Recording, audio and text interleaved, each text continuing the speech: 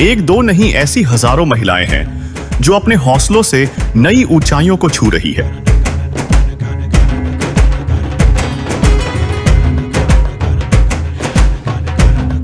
आज हम उन महिलाओं के बीच में हैं जो अपनी मेहनत से नए मुकाम हासिल कर रही है।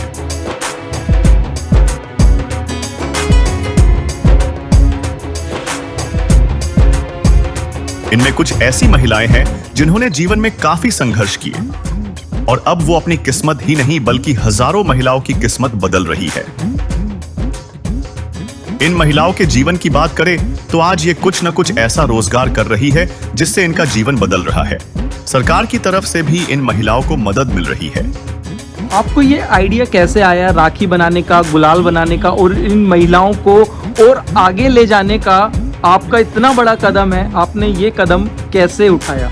मैं मोदी जी का भाषण सुन रही थी।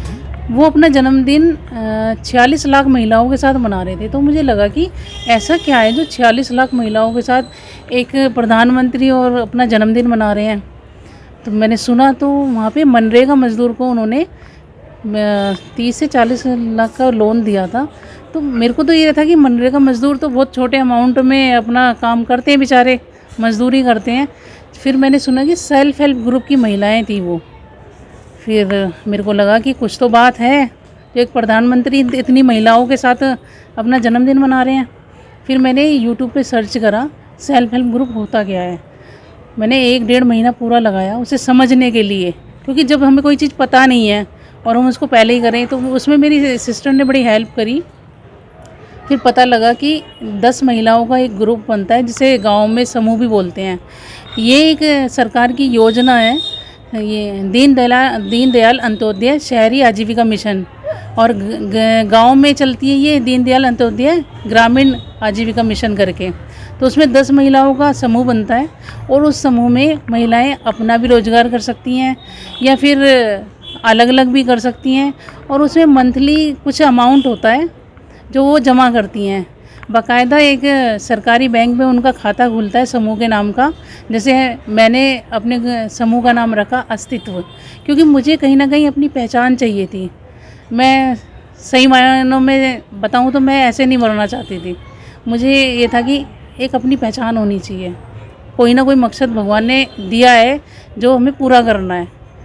तो मैं बस उसी मकसद की तलाश में थी, और जब मैंने वो सब देखा तो मेरे को लगा कि शायद मेरे को एक रास्ता मिल गया है।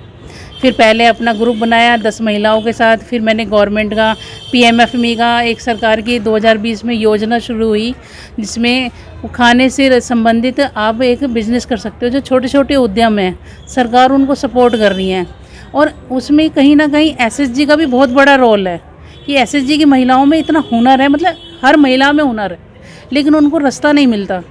तो SSG के तौर पे मैंने गवर्नमेंट का PMFME का प्रोजेक्ट लिया। पहले मैंने SSG बनाया, फिर उसके बाद मैंने ये प्रोजेक्ट लिया, उसमें मल्टीग्रेन आटे का काम किया। और हमारे घरों में इतना हुनर छुपा हुआ है, जैसे अचार का, ट्रेडिशनल अचार नहीं मिलता जल्दी से। पहले मैं सक्षम हुई, फिर मैंने सोचा कि क्यों ना अपनी सासू माँ के अचार को फेमस किया जाए। वो 80 साल में हैं इस टाइम, लेकिन उनमें जो हुनर है ना, उनका हुनर बाहर लोगों तक नहीं पहुंचा। तो मेरे को लगा कि नहीं, मुझे अब उनके हुनर को भी बाहर निकालना चाहिए। तो SSG के तौर पे, गवर्नमेंट के प्रोजेक्ट के तौर पे मैंने उनका अचार अमेज़ोन से अब डालना शुरू करा अमेज़ोन पे। तो हमारा अचार, यकीन नहीं मानेंगे, 1 साल ही हुआ है हमें, और सभी राज्यों में हमारा अचार जा चुका है। तो ये बहुत बड़ी उपलब्धि है मेरे लिए कि 1.25-2 साल में मैंने वो चीज़ें कमाई हैं। और SSG फिर मुझे लगा, जब मैंने गुलाल सिखाया 187 महिलाओं की, इनको भी सेल्फ हेल्प ग्रुप से जोड़ूं। भाई जब आपको एक सरकार की एक सपोर्ट मिल जाती है ना, तो आपको लगता है कि हाँ, हम कुछ कर सकते हैं। तो ऐसे ही हमारे 13 SSG बने। उन SSG की ये कुछ महिलाएं हैं जिन्हें लगा कि हमें कुछ करना है। तो बस इन्हीं महिलाओं के साथ राखी का प्रोजेक्ट लिया मैंने, और अब हम बना रहे हैं और सेल कर रहे हैं।